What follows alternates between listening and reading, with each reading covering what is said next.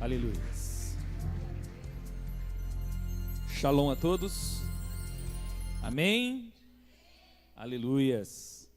Nós estamos muito felizes nessa noite por estarmos aqui junto com vocês. Estamos sentindo falta do meu bispo, meu bispolino, né?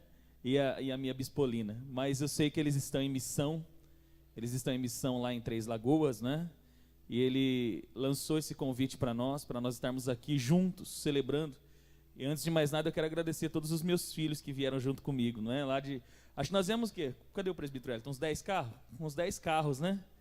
Nós viemos uns 10 carros de lá para cá, né? Simplesmente pela alegria de estar junto com vocês aqui, celebrando ao Senhor, amém? Aleluias. Quero agradecer a esses meus filhos queridos que nos acompanham hoje, em nome de Jesus. E mais uma vez quero agradecer à igreja por nos receber com tanta alegria, né? Eu fico muito feliz quando estou aqui com vocês, porque a gente sabe que nós não estamos limitados a barreiras denominacionais, amém? Porque nós somos um só em Cristo Jesus, amém? Você pode aí, o pessoal da Shalom, junto com o pessoal da Batista Família Comunhão, olhar uns para os outros aí e dizer assim, fala assim, nós somos da mesma família e iremos morar no mesmo céu. Amém? Então eu quero pedir para você, levante-se do seu lugar e você vai aí, vamos fazer uma misturança aí de Shalom com Batista Família Comunhão e vamos nos abraçar, amém? Vamos lá, 1, 2, 3, ultrapasse as barreiras aí em nome de Jesus, amém? Os irmãos da Shalom procurem alguém da Família Comunhão, os irmãos da Família Comunhão procurem alguém aí da Shalom e vamos fazer essa mistura santa em nome de Jesus, porque o que nos une é o amor de Cristo e não a denominação, amém? O amor de Cristo está acima das nossas convicções religiosas ou convicções denominacionais, aleluia, isso, oh, coisa mais bonita, hein, pastorinha Carla, aleluia, hein? Olha que bênção, aleluia, Jesus é lindo demais. Graças a Deus. Você que já está no seu lugar, vai abrindo a sua Bíblia aí, no livro dos Juízes, capítulo de número 7. Nós vamos ler do verso 16 ao verso de número 20. Essa mensagem eu ministrei na nossa comunidade há 2 semanas atrás.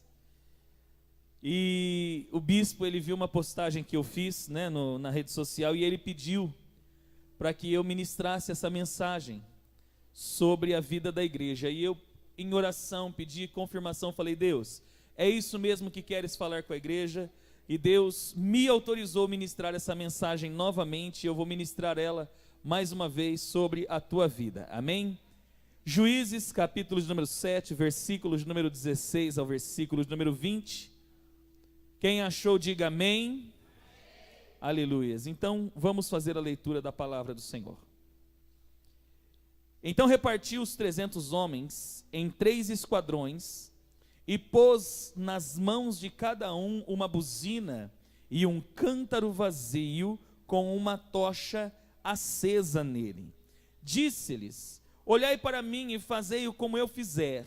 Eis que chegando eu ao extremo do arraial, como eu fizer, assim o fareis. Tocando eu e todos os que comigo estiverem a buzina, também tocareis ao redor de todo o arraial e direis, pelo Senhor e por Gideão. Chegou, pois, Gideão e os 100 homens que com ele iam ao extremo do arraial, ao princípio da vigília da meia-noite, logo após a troca de guarda, então tocaram a buzina e quebraram o cântaro que tinha nas mãos. Assim os 3 esquadrões tocaram a buzina e quebraram o cântaro. Tinham na mão esquerda a tocha acesa e na mão direita a buzina, que tocavam e exclamaram, espada pelo Senhor e por Gideão. Amém? Feche os seus olhos por um instante e vamos orar. Bendito Deus, nós queremos te glorificar e dizer, Pai, que Tu és santo e que não existe nenhum outro além de ti, nem no céu, nem na terra e nem no mar. Pai, a tua palavra e a mensagem, Senhor meu Deus, que o Senhor colocou no coração do teu filho, Pai, está aqui, Senhor, e eu apresento diante do Senhor. Eu de mim mesmo não tenho nada a oferecer para este povo, Pai. Senhor meu Deus, eu sou limitado, sou, Pai amado, pecador, e quero aqui, Senhor meu Deus, reconhecer a minha limitação e a minha dependência do Senhor, Pai. Por isso quero pedir, Pai, Pai amado, venha me usar, Pai amado, como um canal de bênção para cada um dos teus filhos. Convém que eu diminua para que o teu Espírito cresça, Pai, nesta noite. E eu também quero pedir ao Senhor algo, Pai. Repreenda tudo aquilo, Senhor meu Deus, todos os ladrões espirituais ou ladrões emocionais que possam nos roubar a tua palavra.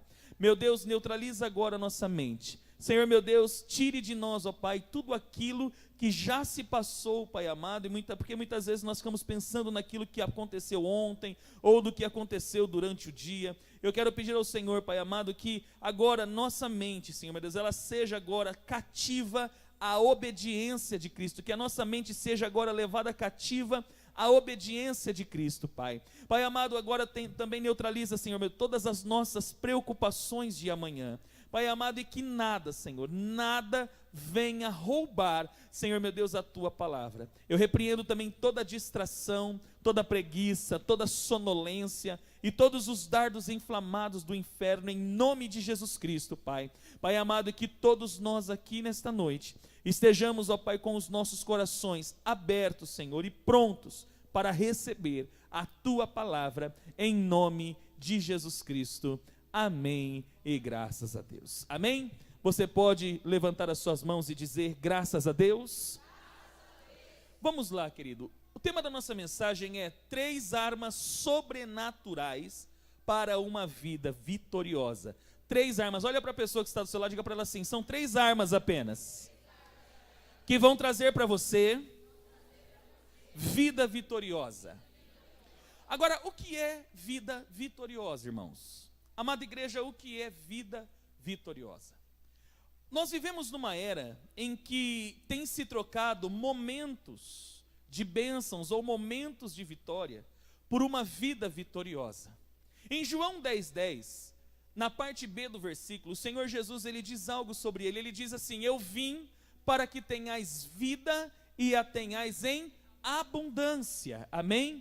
Queridos, vida vitoriosa, ela não é, querido, momentos, ela é contínua. Isso significa que vida vitoriosa é uma continuidade de vida, onde nós vivemos e recebemos diariamente as bênçãos e as vitórias de Deus, amém? Então, querido, eu quero que você entenda, não troque mais momentos de vitória por vida vitoriosa, porque Deus não tem apenas momentos de vitória. E quando é que eu tenho momentos de vitória? Quando eu deixo de ter vida vitoriosa. Momentos de vitória, querido, muitas vezes é aquilo que nós precisamos de alguma bênção, ou nós precisamos de alguma resposta, e quando nós obtemos a resposta, nós entendemos que aquilo já é aquilo que existe de melhor que Deus pode fazer por nós. Só que eu quero dizer para você, querido, o que Deus tem para você é muito maior do que você imagina. Em Efésios diz que Deus é poderoso para fazer em tudo abundantemente mais do que aquilo que pedimos ou pensamos. E eu quero declarar sobre a tua vida: Deus tem vida vitoriosa para você, amém? Você pode olhar para 2 ou 3 pessoas que estão à sua volta e dizer assim: Deus tem vida vitoriosa para você? Aqui, queridos, no livro dos Juízes, conta a história de um homem chamado Gideão, um homem chamado por Deus, chamado Gideão. Houve um período na história de Israel, depois da morte de Josué, que o povo ficou sem direção. E a Bíblia fala que a terra em que Deus havia dado a eles era a terra onde já haviam habitantes. Ali habitavam os amorreus, os ferezeus, os girgazeus e tudo quanto é eus que você imaginar morava naquela terra. Aquela terra era a terra dos eus, né?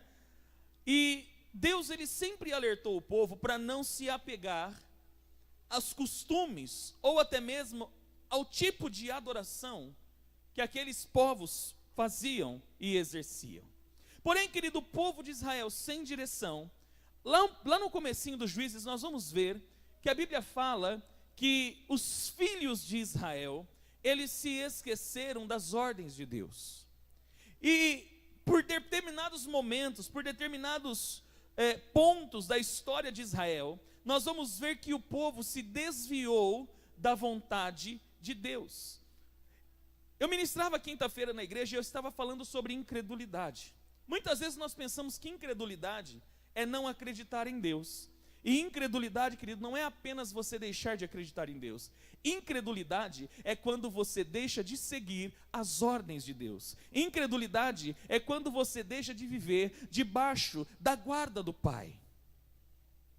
Este povo, o povo de Israel, eles tiveram momentos de incredulidade, onde os seus corações se desviaram da vontade de Deus, onde as suas vidas se afastaram da vontade de Deus. Eles deixaram de reparar, eles deixaram de olhar as ordenanças de Deus. E a Bíblia fala que muitos inimigos, porque para cada ato existe uma consequência. Nós precisamos entender, em Gálatas diz: não se engane o homem, tudo que o homem plantar, isso também colherá. Olha para a pessoa que está do seu lado, diga para ela assim: cuidado com as suas decisões. Diga, porque elas podem gerar sobre a sua vida bênçãos ou maldições. Nós precisamos chegar a este conceito, nós precisamos gravar e decorar. Você que tem caneta, escreve isso. Cuidado com as suas decisões. Querido, eu quero que você entenda. Alô, achou. Aleluia, acho que eu apertei o botão sem querer aqui. Eu quero que você entenda que o fato de você, querido, se desviar, não está tudo. Esse aqui acabou também. Aleluia, aleluia, aleluia, aleluia, aleluia, aleluia, glória ao Senhor. Coloca um pouquinho de agudo para nós aí, filho. Aí você me ajuda bastante. Isso, ei, menino inteligente. Vamos voltar aqui então, queridos. O fato de muitas vezes, querido, nós não obedecermos, traz para nós consequências gravíssimas. Muitas vezes nós plantamos, querido, vento na nossa vida e colhemos tempestade. A maioria das vezes, nós ficamos naquela oração medíocre. Por que está acontecendo isso comigo? Deus, por que comigo? Por que comigo? Por que comigo? Querido, eu quero que você muitas vezes olhe as decisões que você tem tomado. Porque as decisões, as suas decisões, ditarão aquilo que você vai viver. As suas decisões ditarão aquilo que você vai viver. A Bíblia fala que tudo que nós plantamos, nós colhemos. Tudo que nós plantamos, nós colhemos. Amém? Então você precisa entender isso. Israel, eles se desviaram por várias vezes. Eles deixaram a incredulidade. Incredulidade não é deixar de acreditar em Deus. Coloque isso no teu coração. Grave isso. Incredulidade não é você deixar de acreditar em Deus. A incredulidade é quando você deixa de seguir as ordens e os mandamentos de Deus. E foi isso que aconteceu com Israel. O que aconteceu? Eles viveram momentos de dores. Muitos inimigos, muitas nações acabaram invadindo Israel e acabaram escravizando eles. Em um desses momentos, em um desses picos de incredulidade, Israel ficou à mercê de um povo chamado Midianita, o povo de Midian. E a história diz que os medianitas, eles oprimiram Israel de tal forma em que o povo, eles gemiam nas mãos dos midianitas. Queridos, midianitas, aqui eu quero falar sobre os inimigos. E eu quero dizer, querido, que aquilo que faz você gemer não são as tribulações da vida. Olha para a pessoa que está do seu lado e diga para ela assim: o que faz você gemer não são as tribulações. Fala, o que faz você gemer é aquilo que te escraviza. E o que te escraviza se chama pecado. João 8,34 diz: todo aquele que comete pecado é escravo do pecado. O que escraviza as nossas vidas, querido, o que nos aflige, O que nos angustia não são as tribulações e os problemas, até porque a palavra de Deus em Romanos 8:28 diz que todas as coisas cooperam para o bem daqueles que amam a Deus, amém, querido? Então eu quero que você entenda que as tribulações e as adversidades, elas são apenas oportunidades de você viver o melhor de Deus na sua vida, amém? Agora nós precisamos entender que quando nós estamos vivendo momentos de aflição, significa que nós estamos escravizados. Eu vou falar para você, querido, a única coisa que nos escraviza se chama pecado. O pecado escraviza o homem. O pecado aprisiona as nossas mentes. O pecado aprisiona os nossos corações. O pecado nos afasta de Deus. Nós precisamos vencer o pecado. Nós precisamos ser livres do pecado, pastor. Como? Muito simples. Confissão. Pecado tem nome. Você sabia que pecado tem nome? Todo pecado tem nome. Nós precisamos aprender a confessar. A Bíblia fala em 1 João 9: se confessardes a Deus todos os vossos pecados, Ele é fiel e justo para vos perdoar e vos purificar de toda injustiça. O que acontece? Depois que houve a reforma protestante, Martinho Lutero, ele derrubou por terra a ideia de confissão particular. E ele ensina a igreja que nós devemos confessar a Deus. Só que o que acontece?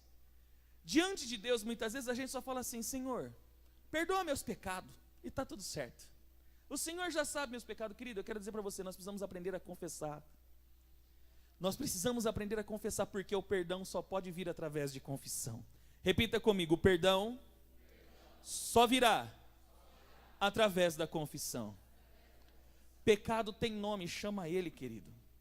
Chama ele, e eu garanto para você que você será livre dele. Sabe por quê? Porque você vai ter a oportunidade de receber sobre a tua vida o perdão de Deus, amém? Mas nós precisamos entender isso. A Bíblia fala que Israel gemeu diante de Deus, e eles confessaram diante de Deus. Quando a Bíblia fala que eles gemeram diante de Deus, e o choro e o lamento de Israel chegou diante de Deus, a Bíblia fala que Deus os ouviu.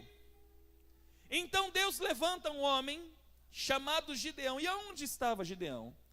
Conforme diz o capítulo 6 de Juízes, Gideão, ele estava escondido no lagar malhando trigo. Pastor, por que fala no lagar? Porque lagar não era lugar de malhar trigo. Mas por que ele estava lá? Porque ele estava escondido, ele tinha medo. Pastor, então por que Deus olhou para ele e disse para ele assim: varão valente e valoroso? Porque, querido, Deus enxerga além de você. Deus conhece você melhor que você mesmo. Deus, muitas vezes você se olha no espelho e fala assim: ai, eu sou um coitadinho. Querido, eu quero dizer para você que coitado é filho de rato que nasce pelado. Você não é coitado. Fala assim, olha para a pessoa que está do seu lado e fala assim: assim diz o Senhor para você: você é valente e você é valoroso ou valorosa. Somente os valentes e valorosos vão dar um brado de vitória aqui neste lugar, amém? Aleluia! Graças a Deus por isso. Aleluia. Queridos, e Deus então chama Gideão. E Gideão, ele pede provas, e Deus dá todas as provas. Vamos encurtar o caminho. Deus, ele dá todas as provas. Gideão pede um monte de prova, e Deus prova que estava com ele. E então Gideão se levanta e ele reúne o exército de Israel. Só que quando Deus olha para todo aquele exército, Deus olha para ele e fala assim: Gideão, é muita gente.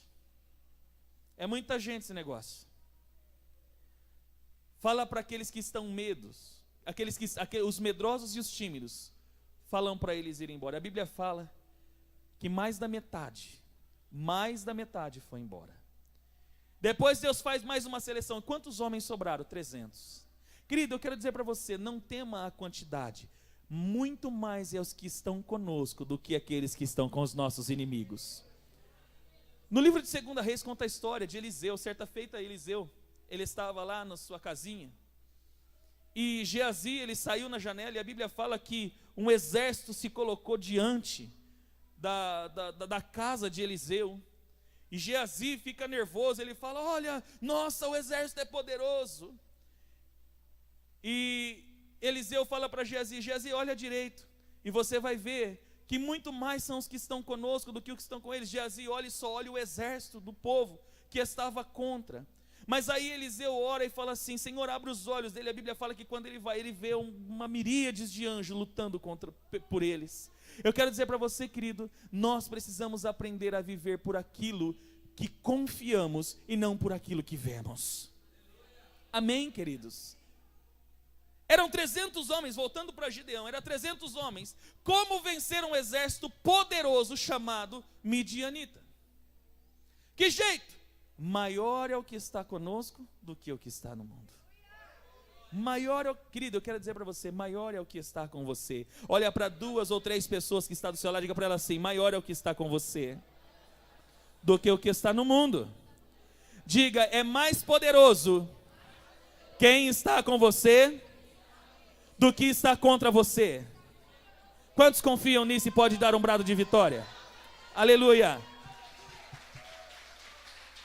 Graças a Deus. Deus é fiel.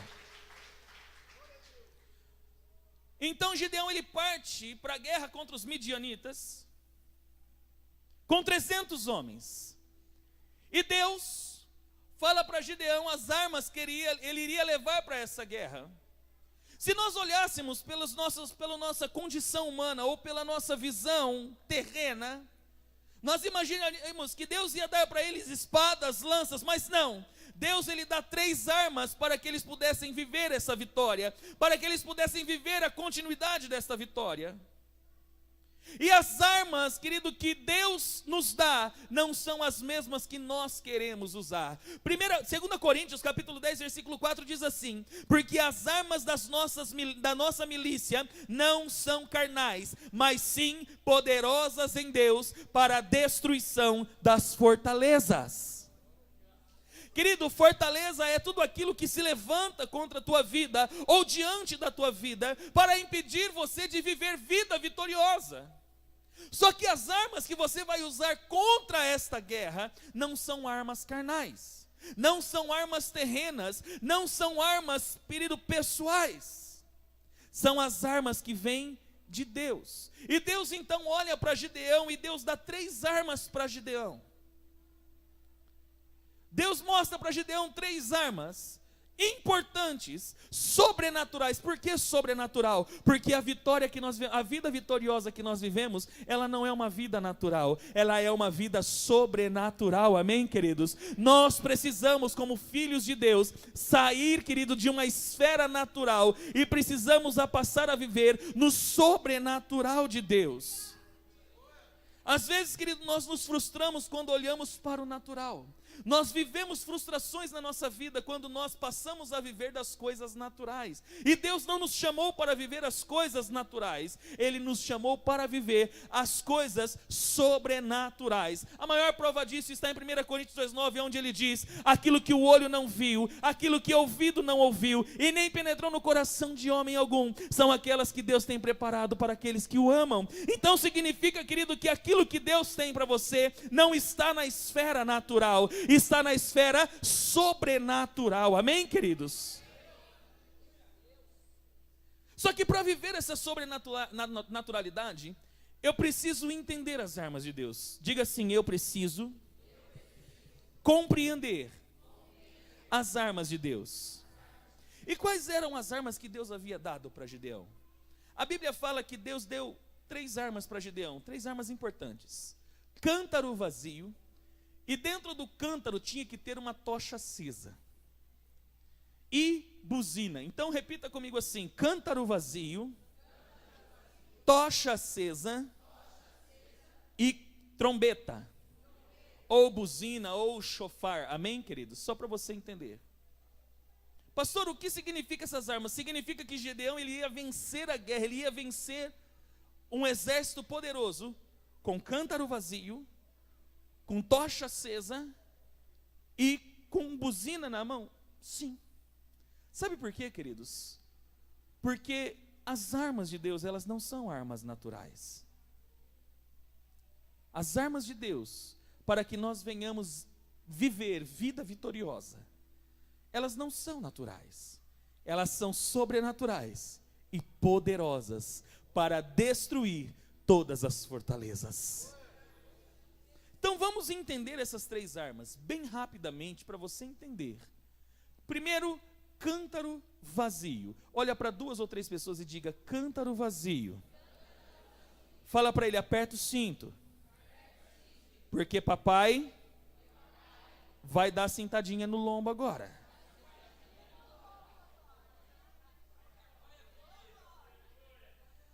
Querido, lá em Jeremias, no livro de Jeremias, do profeta Jeremias, houve um momento de seu ministério que a Bíblia fala que Deus o levou para a casa do oleiro. E a Bíblia fala que ele viu o oleiro trabalhando nas rodas. E o oleiro, ele fabrica o quê? Ele fabrica vaso, ele fabrica cântaro. E o que é um cântaro? O cântaro era um vaso, um recipiente, geralmente para se colocar utensílios. Era como se fosse um balde ou uma bacia de barro. Isso era um cântaro. Um cântaro era produto de um oleiro. Então, querido, cântaro significa o quê? Aqui nós vamos trazer a tipologia das nossas vidas. Diga assim: eu sou cântaro. Diga mais forte, diga: eu sou cântaro. Diga: eu sou vaso nas mãos de Deus. Tem vaso de Deus aqui? Amém? Eu sou cântaro. Só que tem um detalhe, querido. A arma que Deus havia dado para Gideão, o cântaro tinha que estar vazio.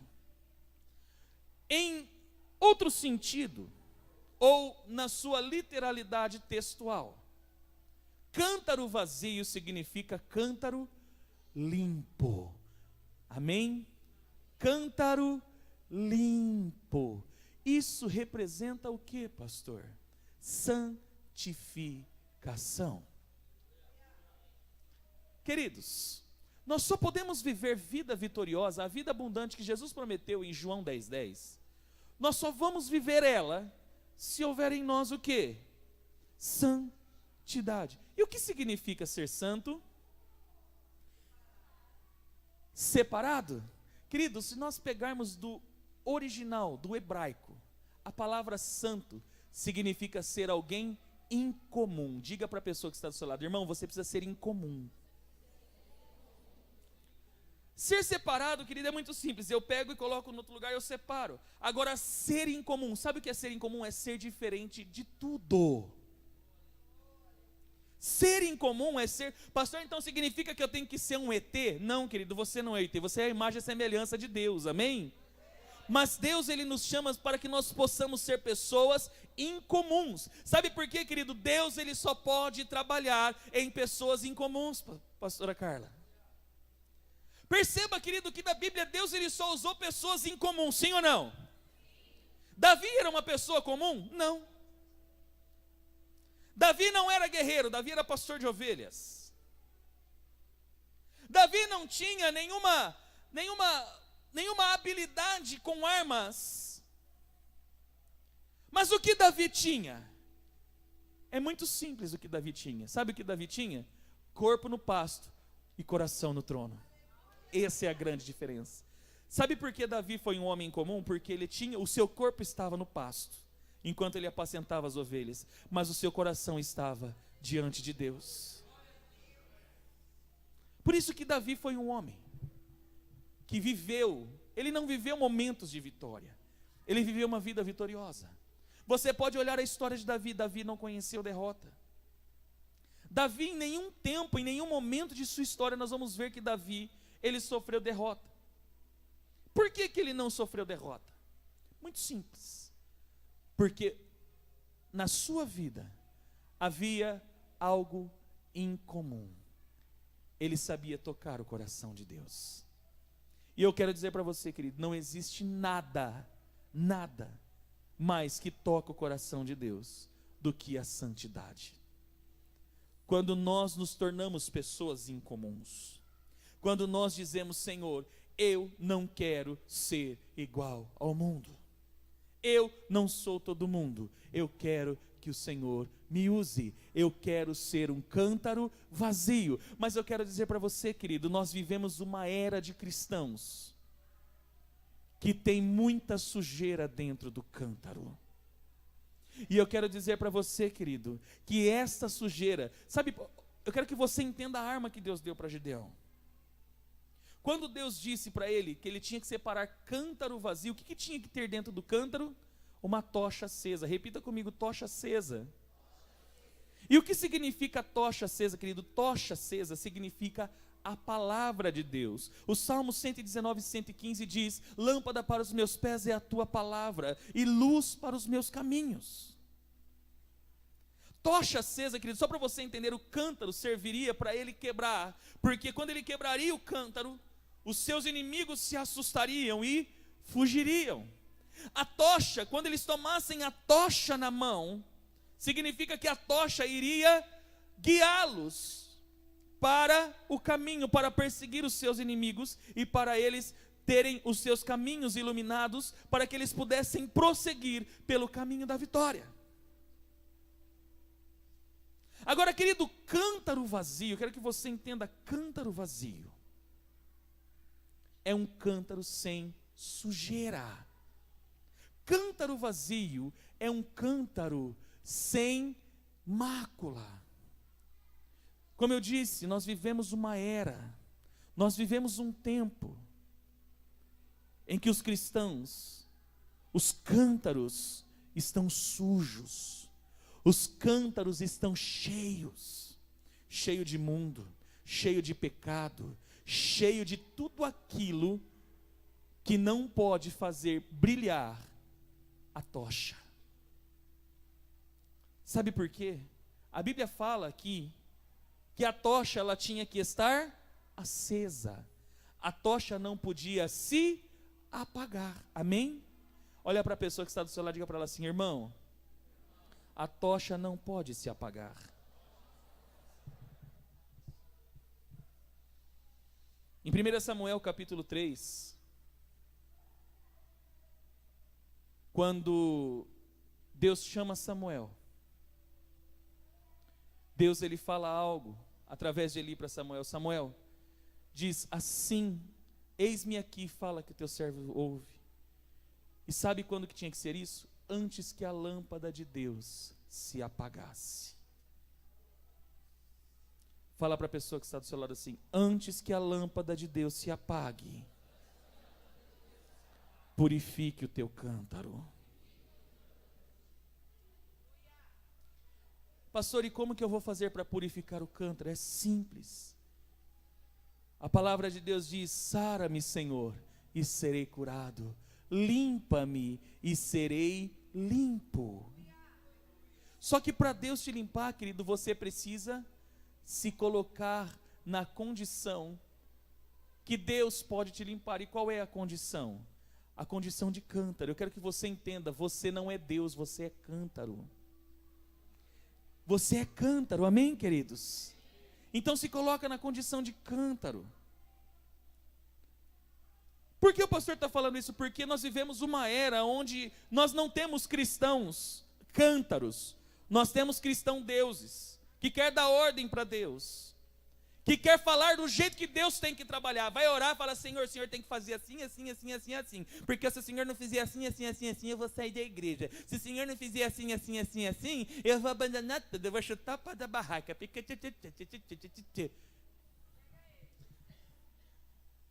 Aponte o dedo para você e diga assim: eu sou cântaro, eu não sou Deus, nem semideus, muito menos vice-deus.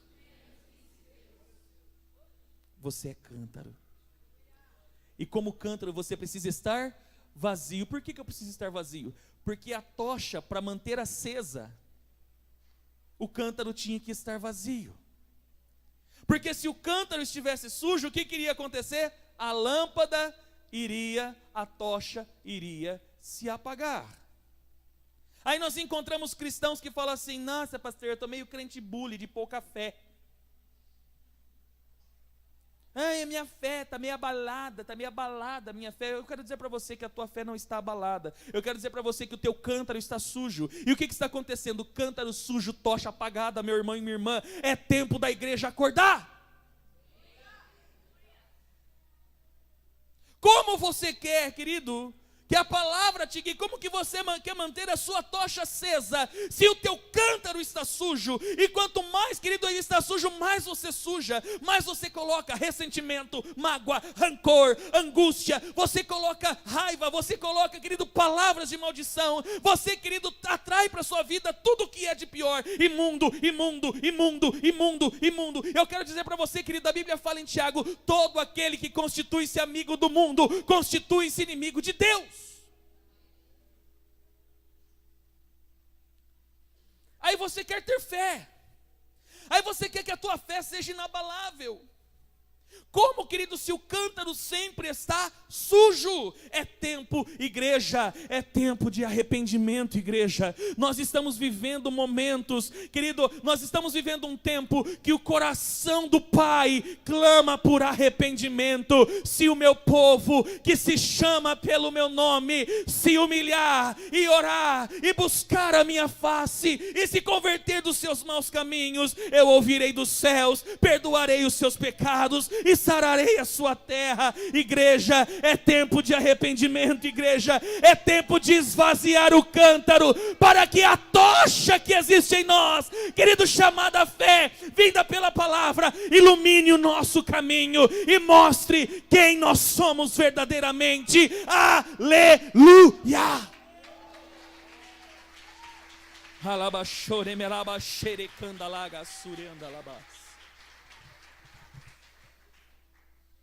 Aleluia.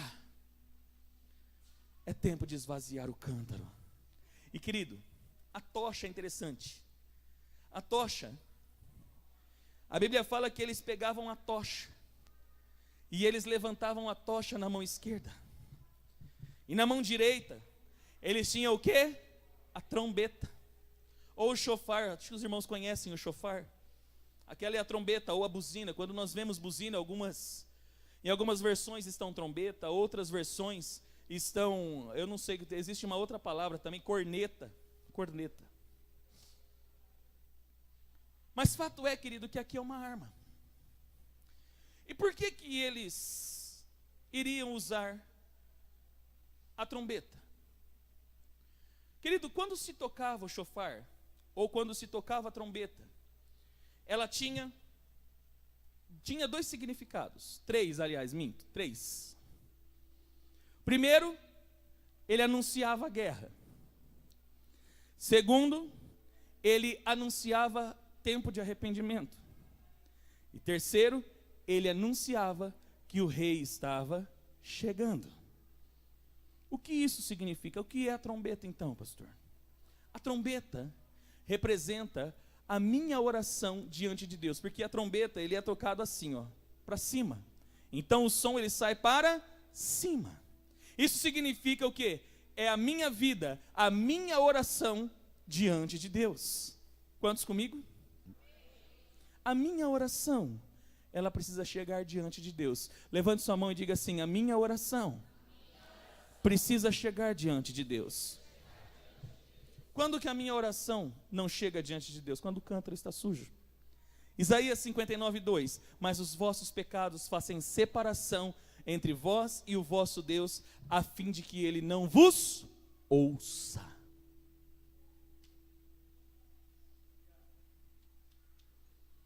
Querido, a nossa trombeta, ela precisa estar ativada. A nossa vida de oração precisa estar ativada. Então preste bem atenção: cântaro vazio, tocha acesa e trombeta. Nós precisamos manter uma vida de oração. E eu quero dizer para você, querido, vida de oração não é momentos de oração. Porque hoje nós temos uma grande quantidade de cristão que só ora quando o calo aperta. Quando o calo aperta, quando a angústia chega, ele ora de madrugada, 3 horas da manhã, 5 horas da manhã. Se tiver campanha na igreja 6 horas da manhã, ele vem na campanha 6 horas da manhã. Se tiver jejum, ele faz jejum de tudo, né? Fica magrelo, fica só orelha e pescoço, né? Fica uma beleza.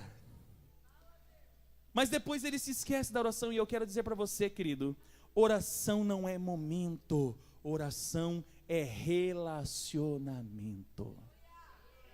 Olha para a pessoa que está do seu lado e diga para ela assim: oração não é momento, é relacionamento. É o meu relacionamento com Deus. Oração, querido, é o meu relacionamento com Deus. E eu preciso entender isso. Querido, 3 armas simples. E pastor, por quê? Por que essas 3 armas eram importantes? Vamos lá. Se nós pegarmos aqui, no texto de Gideão, a história diz que quando eles chegaram e eles cercaram o arraial em 3 companhias de 100, a história diz que a primeira coisa que eles fizeram foi o quê? Quebrar o cântaro. Sabe o que significa quebrar o cântaro, querido? Significa vida no altar. Pastor, então por que o cântaro tem que estar vazio? Porque eu não posso sujar o altar. Deus não aceita sujeira no altar. Diga: Deus não aceita sujeira no altar. Prova disso está em 1 Reis capítulo 18. Quando Elias, ele desafia os 450 profetas de Baal. E a história diz que os 450 profetas de Baal, eles colocaram lá, eles fizeram um altar, e eles clamaram ao seu Deus, e o seu Deus não respondeu a eles. Porém, quando Elias, ele vai tomar o seu lugar, para clamar, para ver quem que era Deus diante do desafio, qual foi a primeira coisa que Elias fez? Ele consertou o altar, ele limpou o altar. Sabe por quê, querido? Deus não aceita sujeira no altar. Por isso que o cântaro está vazio, porque quando eu vou quebrar no altar, quando o cântaro vai estar quebrado no altar, querido, ele não pode sair de mim sujeira. Ele tem que ter o quê quando quebra o cântaro? Tocha acesa. O que precisa ter? Tocha acesa. Não pode ter sujeira, tem que ter tocha acesa. E o que é tocha acesa, querido? Palavra. Quem está com a Bíblia na mão aqui? Aí. Levante ela assim na sua mão esquerda. Levante bem alto aí, queridos. Diga assim: aqui está a minha tocha.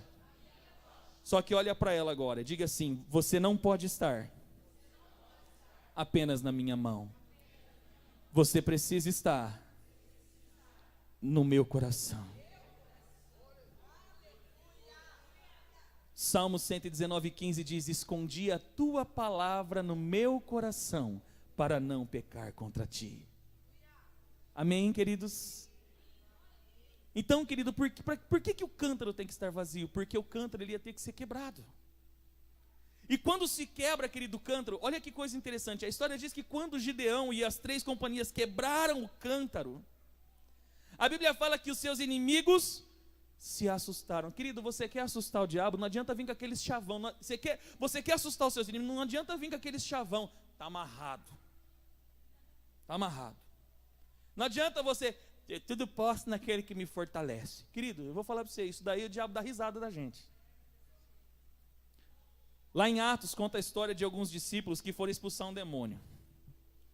Os camaradas chegaram diante de uma pessoa que estava manifesta e falou assim: em nome de Jesus a quem Paulo serve, sai. O demônio que estava possuindo a pessoa falou assim: eu bem sei quem é Jesus e também conheço Paulo, mas vocês eu não conheço. E a história diz que eles levaram uma surra, como diz lá no norte, eles tomaram uma peia, que eles voltaram para a casa deles. Sabe como? Está lá em Atos: pelado. Pelado. Amém, queridos? Então, querido, eu quero que você entenda, não adianta. Qual é a maneira que nós assustamos o inimigo? Quando o nosso cântaro está vazio e quebrado no altar. Amém, queridos? Quantos comigo? Quando que os meus inimigos se assustam? Quando o cântaro vazio é quebrado no altar. Amém, queridos? E quando o cântaro é quebrado no altar, o que tem dentro do cântaro? A tocha. Querido, eu quero dizer para você que a resposta que você precisa, ela já está em você. Não, você não entendeu, eu vou falar de novo. A resposta que você precisa já está em você. Através do quê? palavra de Deus. Palavra de Deus. Pastor, mas eu não decorei nenhum texto da Bíblia. Querida, eu não estou falando de decorar. Eu estou falando de tê-la dentro de você. Pastor, por que eu tenho que ter a palavra em mim? Eu preciso ter Jesus. Muito bem, quem que é a palavra? Evangelho de João, capítulo 1, versículo 1 diz: no princípio era o verbo, e o verbo estava com Deus, e o verbo era Deus. A palavra verbo vem do grego logos, e logos significa palavra. Amém, queridos? Então eu quero que você entenda, Jesus é a palavra. Diga, Jesus é a palavra. Então, querida, a palavra ela tem que estar aonde? Ela tem que estar em mim. Não adianta você, querido, ter a palavra, e vou falar para você, querido, não adianta você também ter aquela página amarelada no Salmo 91, lá na cômoda da sua casa, não vai resolver nada. Porque a tocha acesa, ela tem que estar em você, porque a tocha, ela representa, querido, guia, ela representa a resposta, ela vai guiar o teu caminho. E o que vai guiar a tua vida, querido? A palavra de Deus. E a palavra de Deus, ela tem que estar em você, ela tem que estar em você, ela tem que estar em você, ela tem que estar em você. Aleluia!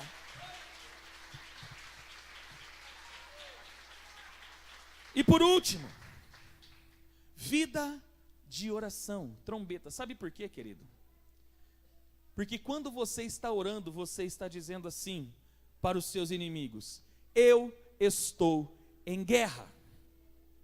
E estou entrando nessa guerra não para perder, porque eu sou mais que vencedor por aquele que me amou primeiro.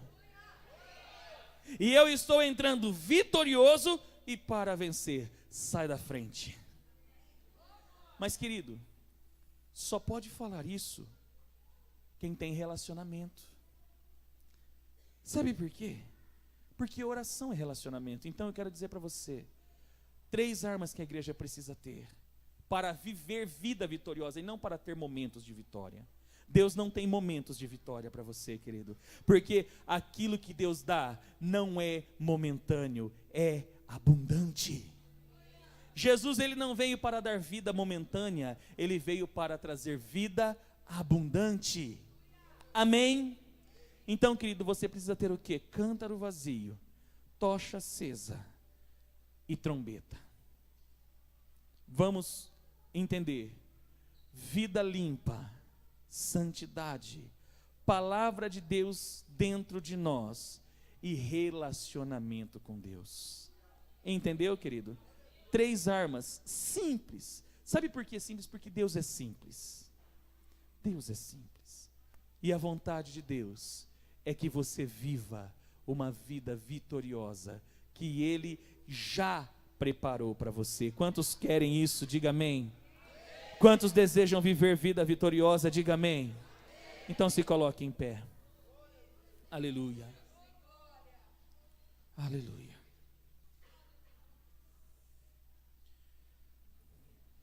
Cadê os músicos? Vem, cadê minha tropa de elite? Hoje eu vim com a tropa toda. Ó meus filhos parece que esse daqui tá ficando até barrigudinho, tá ficando a cara do pai. Né, Angélica? Cadê a Angélica? Olha lá, tá ficando a cara do paizão aqui, você viu? Pretinho ele já é. Agora ele tá ficando, esse daqui já ficou barrigudo. Aquele ali, ele tá esperando a Milena sovar ele.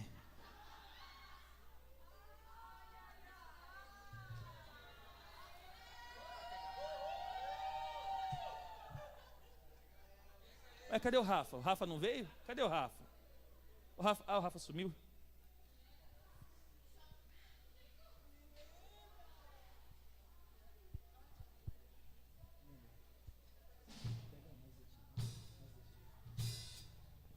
Aleluia.